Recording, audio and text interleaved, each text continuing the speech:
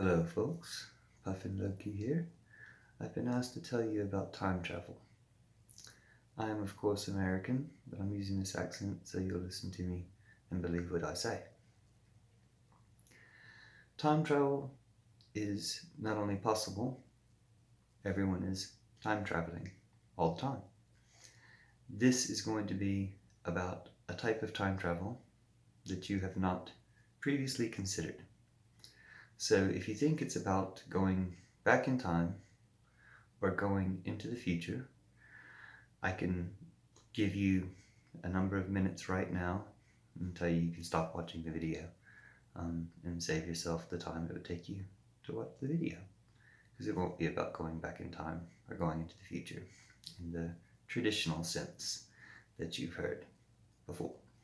If you think about it, in all the stories about time travel, all the movies we have, when people go back in time, the number one rule is you can't do anything. You can't change anything when you go back in time. That's what everyone's obsessed with.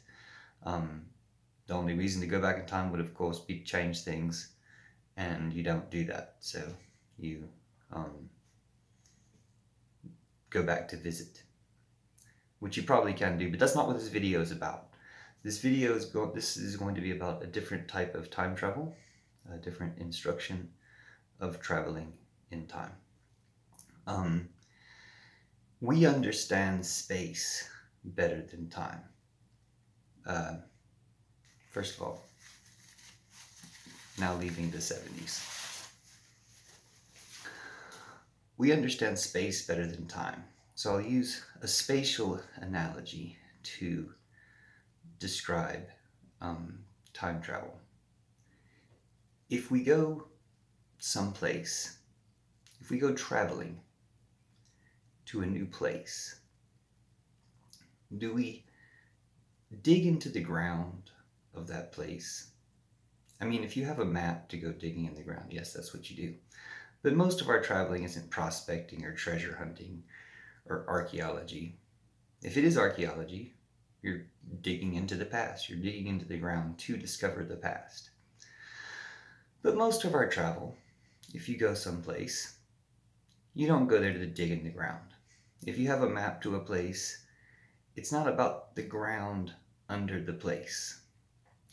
And in my analogy, that is what we think of as time travel, being able to go into time, which is why in the Loki TV series, you see them going into a timeline or branching out from a timeline, so that the TVA, the police of the time cops, go back in time, or presumably into the future, to stop these branches from a preordained timeline. That's the premise. And that's what digging into the ground would be like. If when you went on vacation, you tunneled into the place that you were visiting. But that's not what we vacation for. We vacation to, or we travel to, adventure to experience a new place, to experience a different time.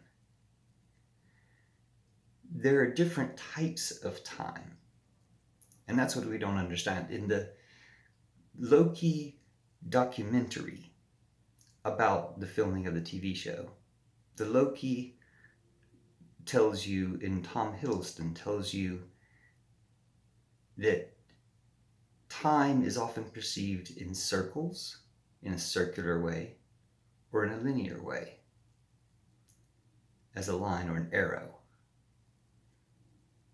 And neither of these are entirely correct.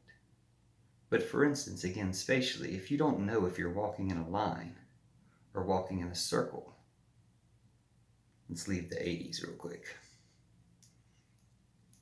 If you don't know if you're walking in a line or walking in a circle, then what you need is another perspective from above, or an outside perspective, to see where you're going. That's what we don't understand about time. Since we see it both as a line and a circle, and it's neither or both, it means we don't understand time.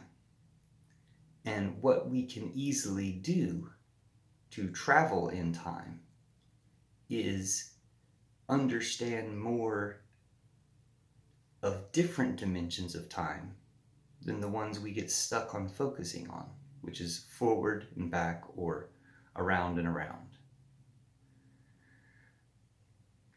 So when there's another dimension or another aspect of time that we don't consider, we don't understand, and it leads to these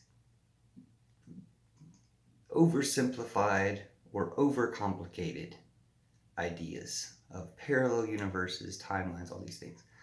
Another great element of the Loki TV show was falling in love, creating a branch, even falling in love with yourself, creating a branch of the timeline that is more variant than anything they've had before. This is entering a different type of time, which falling in love always does.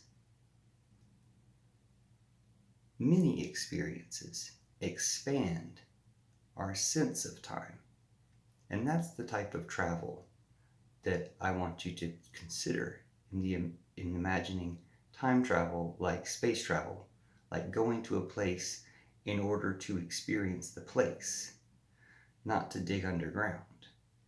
That there is time that comes out of the linear, circular, mechanical, motional time that we all experience. There's more time that comes out of it. The perfect example for this is your own dreams. When you have a dream that you know takes place in a time period of an hour, 20 minutes, because you know when you fell asleep and when you woke up.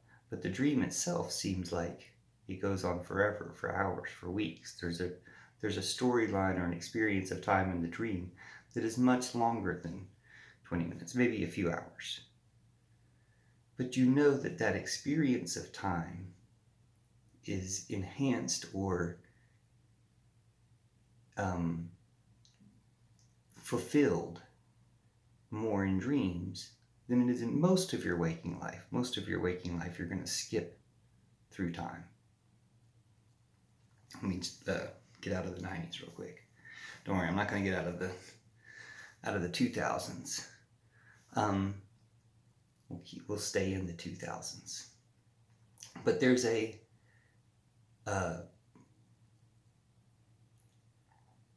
different dimension to time than forwards and back or around and around. And there's a fullness of time. There's a sideways to time, a side dimension to time that we don't think about because we're always focused on the future or the past.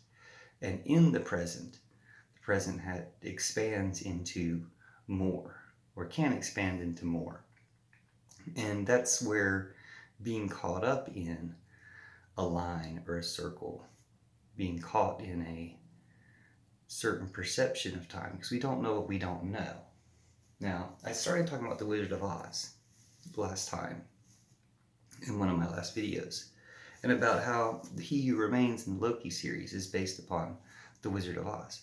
But he's based upon the Wizard of Oz as the Wizard of Oz is known through the movies, not through the books. In the books, the Wizard of Oz takes on a lot more character, and I won't spoil it all for you. But when he's relieved of trying to rule, because he's not the rightful ruler of Oz, but when he's relieved of trying to be, when he plays the supporting role to the rightful ruler of Oz, he receives magic powers, or he learns magic powers. He gains real magic. And the wizard plays a lot of important and fun roles in future stories about Oz that you wouldn't know about if you just see the movie. So you got to read the books. But the point I want to make here is that when we make an analogy about the wizard, about the man behind the curtain, And that's our understanding of God or the goddess. And we're just wrong. We don't have a better example. And the examples we've been given are hollow, or empty, or lies. Then, who can blame us for thinking there's nothing there? Or for thinking that, he who remains has to take the space, to hold the space, to prevent someone worse from coming along. We can only think in terms of bad and worse. If our goddess space, if our divine space is hollow, or empty, or a sham, and if those are the only examples we've been given, those are the only examples we can imagine. Now, you can get some better examples. The thing is, you can get some better examples, and you can transverse understanding. This is how we get out of the typical idea of time. Everyone's told, these plans of years and days and plans of future goals, things like this. People sense a repetitiveness, or they sense a trajectory, they sense progress, they sense a futility, they sense these different things, and some of them feel much better than others. Some experiences of time lead to better experiences of time. And so, of course, you want change. Of course, you want variety and newness and surprise. Try the Fox and song, same surprises, which is one reason to appear in a Loki form. There's the chaos, the mischief, the change that comes through the remix, that comes through being able to reinvent, recreate. So that's what you do. You start something new. You do something new. Newness is a quality of time that changes some of the repetitiveness or the directionalness. If you think you're going in a straight line, something new can bend it or change. If you think you've just been going around and around, something new can open that up, or shut that down, close that down, or bring it to a point. There is a new direction. In the analogy of archaeology and time travel into the past being in the ground, there's what's above being the future. As time goes on, buildings we make get taller. You can go into the future just by going to Tokyo, going to a bigger city than you've been in, that's more in the future than you've been in. There's a lot of opportunities for going to the future that way. And there's more of the future even higher up. You go, these people going into space now are entering the future.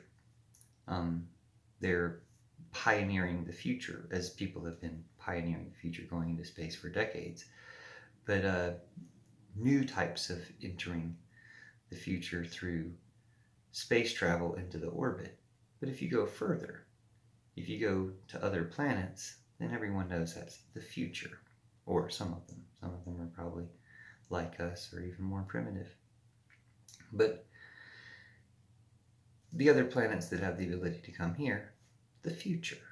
They're so far in the future compared to us. And there's ways of contacting them, besides, there's ways of contacting them merely by being aware and open to their presence and influence and existence. That's true of everything. It's a way of entering the future through the fullness of time that we're all currently in. So that's the type of time travel I want to suggest to you. Love to speak more on it in the future. I'll do better about maintaining an accent. But this has been Puffin Loki. Thanks for listening to Time Travel. 15 minutes. Quarter of an hour. But if we can get more out of any moment, which we can get more out of every moment. But if we're going for that direction of opening up time instead of feeling trapped or stuck or resentful, regretful, wishing we could have turned it around, changed something. We can change something now, is the point. We can change the timeline in just the way that it's visually described in the Loki show, where there's a line that goes by and you jump to a different one. You can do that. You can do that not because there are parallel universes. That's all too much. But because the universe itself is so complex and intertwined and magical that when we treat it magically and get into it magically, it does the same for us. We enhance that ability that we all have to create things and make things happen. It's not so much about making your wishes come true, because most of these wishes, I always say, may your best wishes come true. Most of your wishes are going to be based on these ideas of time and what could happen in the future. But to make the wish that you didn't know you had come true, to be more in touch with your life, to make that connection that you missed, that when you wish you'd gotten to talk to someone, something like that, for that to turn into what you could imagine it would be. That's the type of time travel that is possible, and we miss if we're too stuck on where we're going, what we're doing, what has to be done next in our normal patterns. So if we can change those patterns and accept that there's a infinite future above us and futuristic intelligence to be in touch with above us. There's futuristic or wise intelligence to be in touch with below us and in the past as well. There's not a preference one way or another. But there's people in the past who understood time far better than we do now, today. At the same time, that fullness of time has been passed on as being this experience of being able to feel time more fully is often being attempted to share with other people, through other people. And that's how we do it. When a poem or a piece of art or music is immortal, or it has that eternal sense to it, it's because of that fullness of time that must be shared and replicated, because everyone craves it. We don't think about it that much. So think about it now, and we'll do this again soon. But the idea is to make the most of it all, and then to notice when there are turns to different dimensions of time than the way we typically think about it, as always coming back around or going in one direction, or just possibly branching out or not branching out. It's all interwoven, but it's interwoven in a way that grows into even bigger things, or there's this biggerness, more expansiveness out there if we're open to experiencing it, and then that changes how we feel time. So thanks for watching. See you in the future, and if you're seeing this from the past, but we'll meet in the middle and be the most us together now.